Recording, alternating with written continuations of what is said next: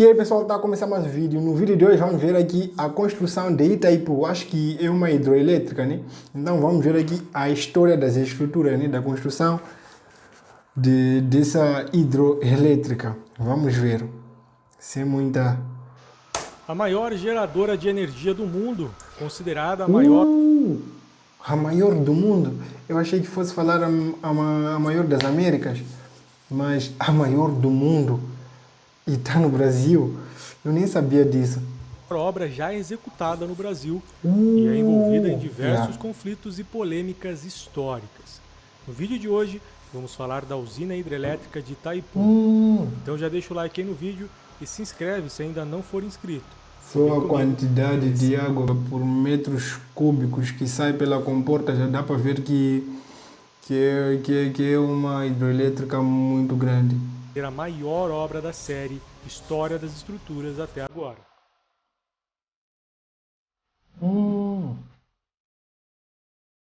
História das estruturas, vamos ver.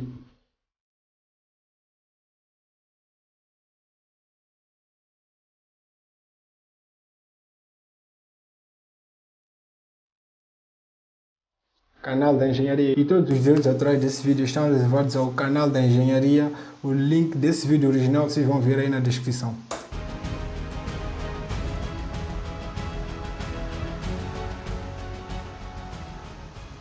Em 60, o Brasil se destacava como uma das nações que mais crescia no mundo.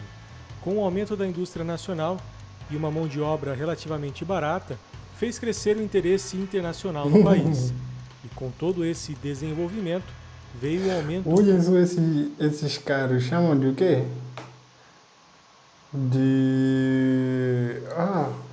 Deixa aí nos comentários, esqueci como os brasileiros chamam. São vários, reparem só. Quer dizer, é o caro do momento. populacional. Na época, com pouco mais de 70 milhões de habitantes, estudos já projetavam um colapso energético no país em poucos anos, caso a taxa de crescimento mantivesse o ritmo. Isso fez acender um alerta da necessidade inadiável de aumentar a capacidade energética do país, que na época se tornou prioridade. Equipes de estudos foram contratadas para iniciar pesquisas para a criação de um projeto que fosse suficientemente grande para suprir as demandas energéticas não só da época, mas para as próximas 50 décadas, buscando atender as regiões sul e sudeste do Brasil, o centro econômico do país. O grande desafio, porém, era encontrar o sistema ideal para gerar tamanha quantidade de energia. O Brasil ainda não era essa potência em combustíveis fósseis, o que impossibilitava a instalação de uma usina termoelétrica. A tecnologia nuclear era algo novo e muito caro para um país emergente. Então a solução parecia óbvia. A geração de energia viria de um dos recursos mais abundantes nesse país abençoado por Deus, as suas águas. Somente um sistema de hidrelétrica seria capaz de gerar a quantidade de energia necessária para a demanda projetada. Mas para isso, seria necessário um gigante. A produção de energia pelo sistema de hidrelétricas, considerado um dos poucos sistemas 100% limpos, funciona transformando energia potencial em energia cinética. As cataratas do Iguaçu, né? Através de uma turbina. Mas o tamanho do projeto exigia um rio à altura. E na região, o único com essa capacidade era o Rio Paraná, considerado o 7º maior rio do planeta. Porém, a escolha, apesar de parecer fácil, ainda escondia um grande desafio: encontrar o ponto ideal para a construção da enorme estrutura. Afinal, os cálculos iniciais previam uma altura mínima de 100 metros. Era necessário encontrar um local onde as margens, assim como o leito do rio, oferecessem uma rocha suficientemente forte para resistir o enorme peso da barragem. Pois mais importante do que a estrutura que sustentaria os trilhões de litros de água é a sua fundação. Após anos de estudos, foi encontrado o ponto ideal no rio. Foi um desafio mesmo para a construção de... Não é só pensou qualquer lugar dá colocar uma hidroelétrica dessa. Onde as margens eram altas e fortes, com um potencial energético excelente. Mas havia um problema.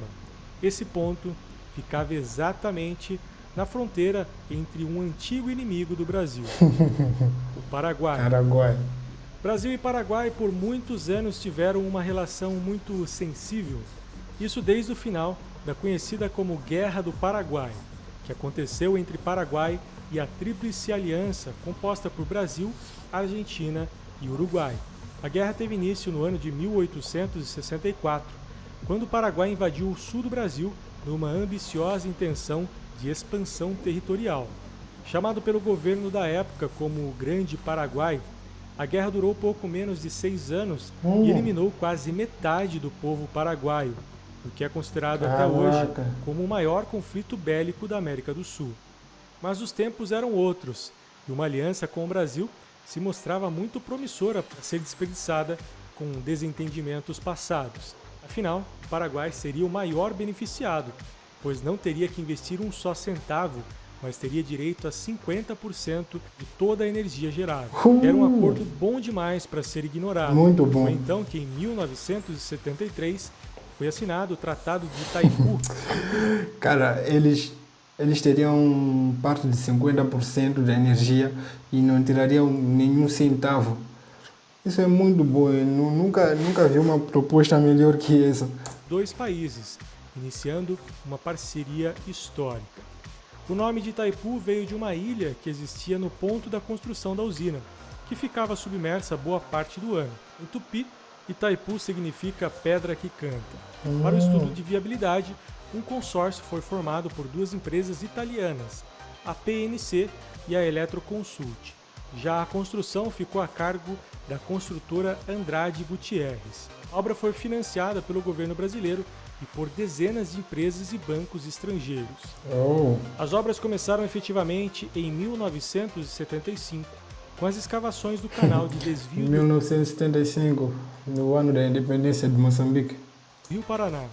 Um canal de 2 km de comprimento, 150 metros de largura e 90 metros de profundidade teve que ser escavado, retirando 55 milhões de metros cúbicos de terra e rocha. Um volume quase 9 vezes maior do que o volume total extraído do Eurotúnel. Só para a escavação do canal foram necessários 3 anos de trabalho e 40 mil trabalhadores.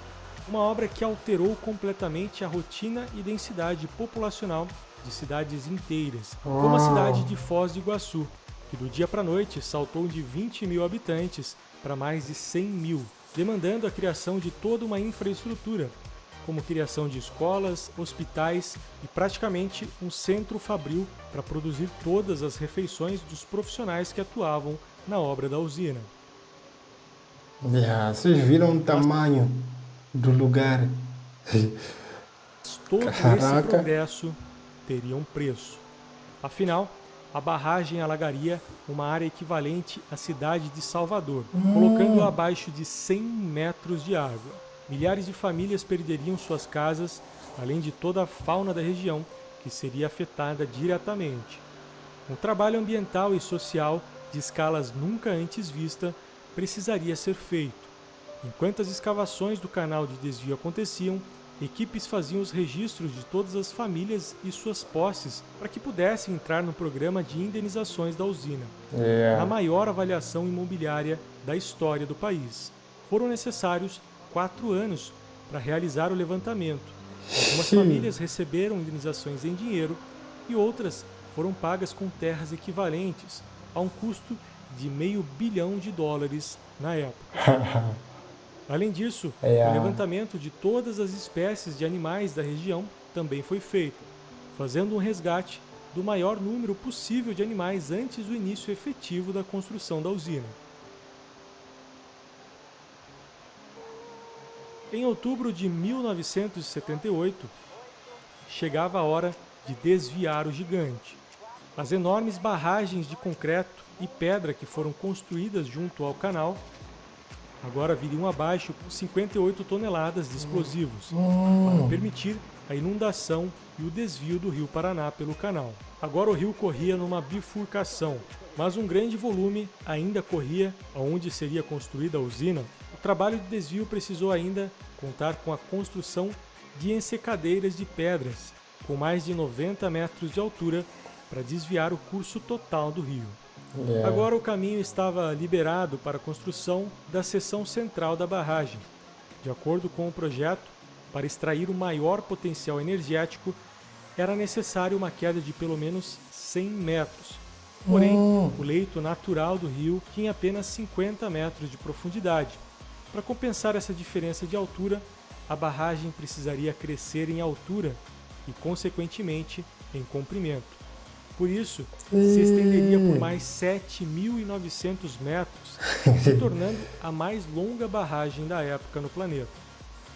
A usina foi construída com um sistema chamado de gravidade aliviada, ou seja, a pressão da água seria resistida pelo peso próprio da barragem. Sendo assim, a massa da barragem teria que ser equivalente à pressão exercida pela água. Através da sua altura, o cálculo de uma base de sustentação foi feito, dando origem ao peso. Qualquer erro de cálculo poderia ser muito fatal numa construção dessa magnitude. Estimado da barragem, e considerando uma seção maciça, seria muito superior à pressão exercida pela água. À primeira vista, isso pode parecer bom, mas caso a seção fosse realmente maciça, um grande problema seria gerado. Como a barragem seria construída inteiramente em concreto, o volume colossal de concreto no centro da estrutura demoraria anos para curar. Além disso, a reação química do concreto gera calor. Quanto maior a quantidade de concreto, maior a temperatura. Esse calor acarretaria em fissuras, diminuindo significativamente a resistência da barragem. A solução adotada foi executar uma seção oca, pois bastava atingir uma massa equivalente às pressões da água que a barragem suportaria. Isso ainda teria algumas vantagens. A primeira delas era justamente a economia de concreto, reduzindo para 1/3 do que seria necessário para uma seção maciça. A outra era a possibilidade de instalação de todas as turbinas geradoras de energia no interior da própria barragem.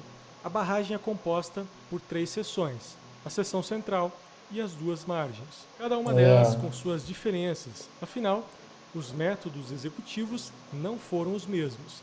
As estruturas das margens foram executadas com enrocamento, que é basicamente uma pilha gigantesca de solo, rochas e concreto, fazendo a contenção por gravidade. Essa seção compõe 80% da barragem, com uma altura máxima que chega aos 70 metros. Eu também acho que para a construção dessa barragem tenho que procurar o melhor, né? O melhor engenheiro na altura, né? Mas o que realmente impressiona é o vão central, com uma altura de 196 metros.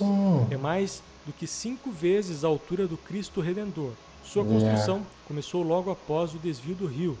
Torres metálicas foram posicionadas com cabos de aço para o transporte do concreto, que era fabricado por usinas montadas nos arredores. Eram fabricados mais de 600 metros cúbicos por hora. E o concreto tinha um processo de fabricação diferenciado. Como eram concretados um volume equivalente ao usado em um prédio de 10 andares por hora, o concreto era produzido numa baixíssima temperatura, para compensar o calor gerado durante o processo de cura.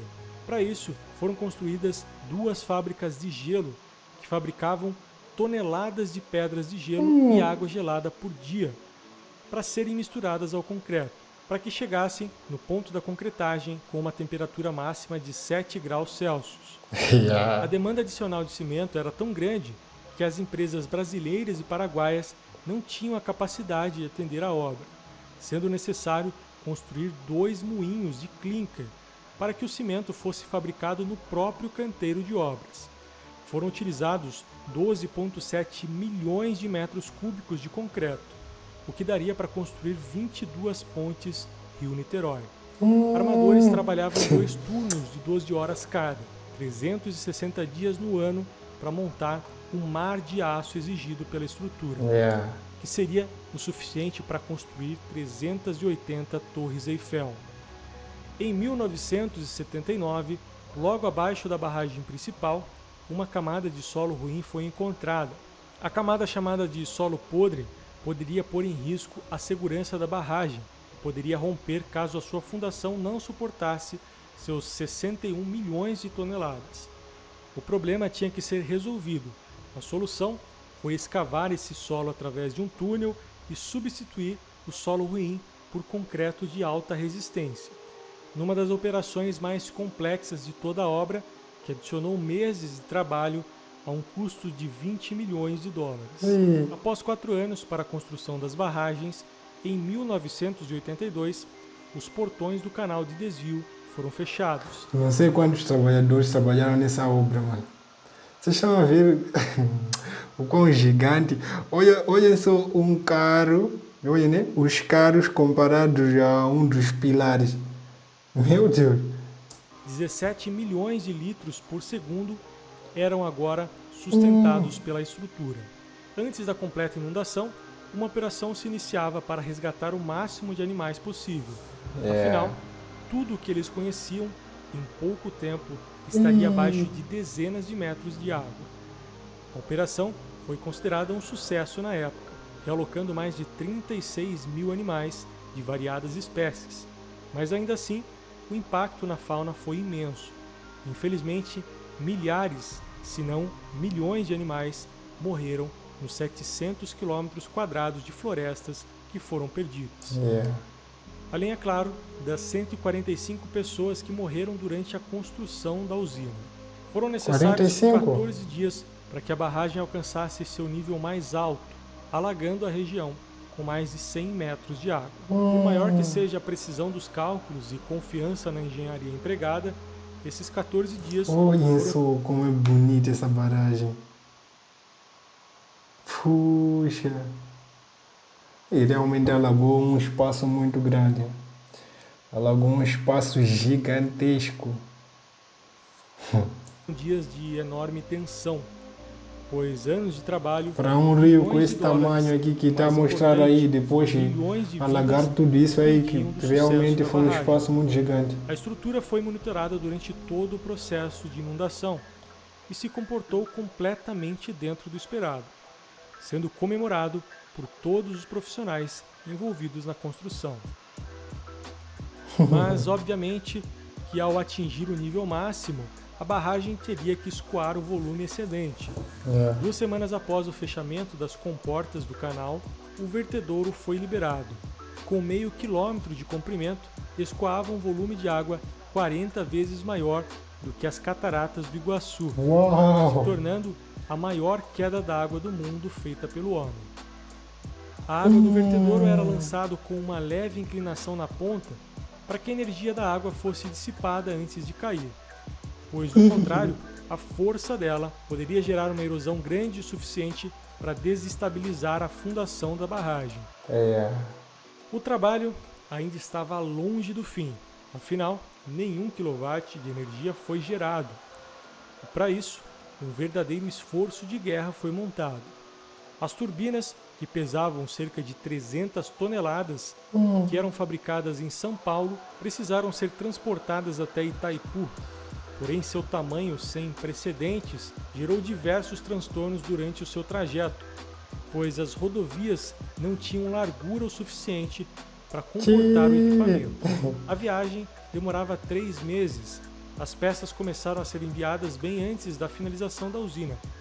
Todo esse trabalho me faz pensar do porquê essas peças não foram produzidas no próprio canteiro. Não seria mais fácil ou barato?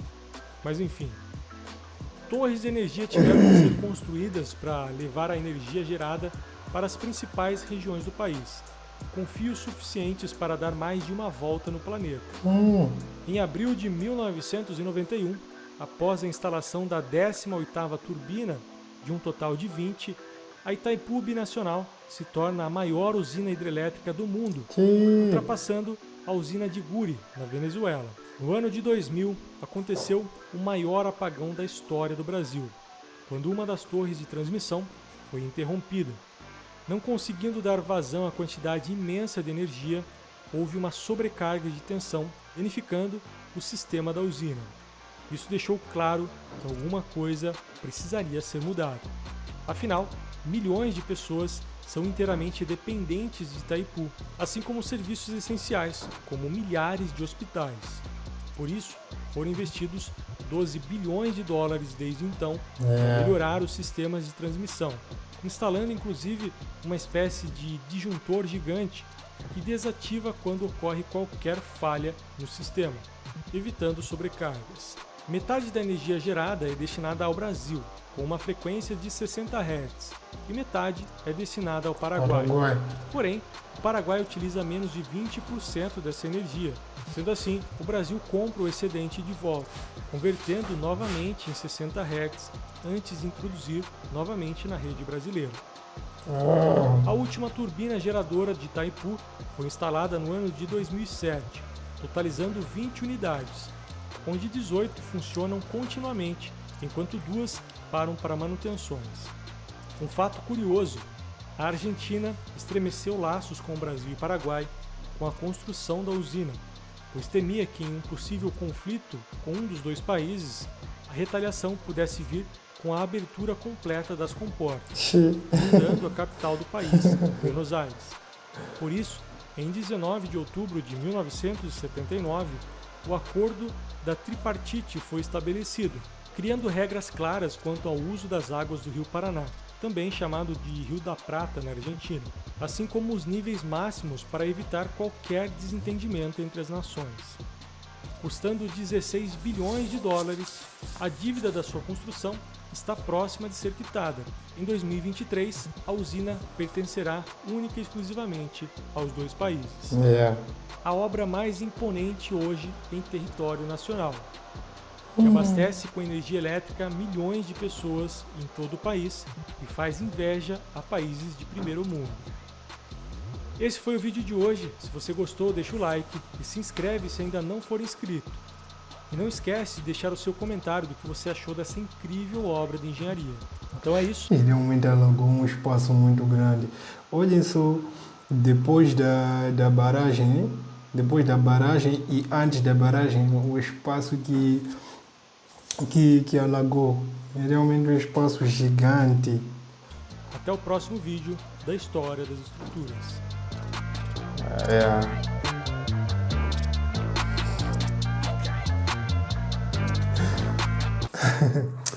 E a Argentina também com medo de qualquer conflito, os brasileiros pensarem, vamos abrir todas as comportas assim.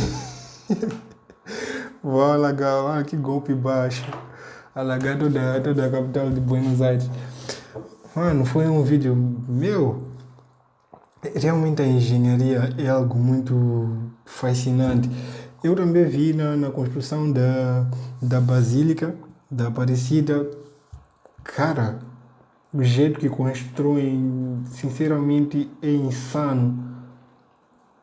Como usam a criatividade e o conhecimento, né, para construir algo dessa magnitude. Aí, quer dizer, qualquer erro na abertura ou no alagamento, para ver se funciona ou não, qualquer erro ia colocar tudo abaixo. Não sei se começariam de novo, não sei o que queriam fazer, mas todo cuidado era pouco. Gostei, impressionante, muito impressionante. Espero que vocês também tenham gostado do vídeo. Não se esqueçam de deixar o like, se inscrever no canal, ativar o sininho das notificações para receber todos os nossos próximos vídeos e fazer parte dessa família. Até ao próximo vídeo.